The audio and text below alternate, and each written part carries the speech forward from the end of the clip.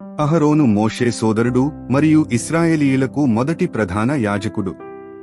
అహరోను యొక్క నలుగురు కుమారుల పేర్లు నాదాబు, అబీహు, ఎలియాజరు మరియు ఈతామారు. నిర్గమకాండము 6:23.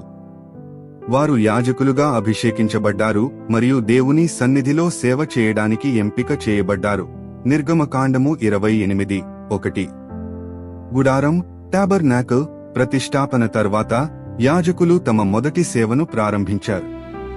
ఈ సందర్భంగా దేవుడు తన మహిమను చూపించడానికి ఒక అద్భుతమైన అగ్నిని పంపించాడు. ఈ అగ్ని బలిపీఠంపై ఉన్న దహనబలిని దహించివేసింది. లేవియకాండము 9:24.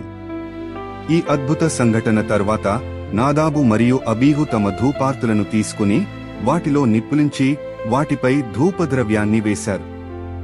కాని వారు చేసిన తప్పు ఏమిటంటే వారు యెహోవా తమకు ఆజ్ఞాపించని అన్యమైన అగ్నిని అర్పించారు. లేవియకాండము 10:1. వారి ఈ అవిధేయతకు తక్షణ పర్యవసానం కలిగింది. యెహోవా సన్నిధి నుండి అగ్ని బయలుదేరి వారిని కాల్చివేసెను. వారు యెహోవా సన్నిధిని మృతి పొందిరి. లేవియకాండము 10:2. అహరోను యొక్క ఇతర కుమారులైన ఎలియాజరు మరియు ఈతామారు వారిని శిబిరం వెలుపల తీసుకువెళ్లాలని మోషే వారికి ఆజ్ఞాపించాడు.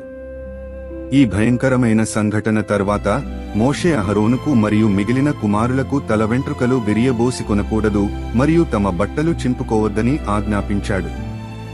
ఎందుకంటే వారు దేవునిచే అభిషేకించబడ్డారు మరియు వారు విచారించడం వల్ల మిగిలిన సమాజంపై దేవుని కోపం రావచ్చు.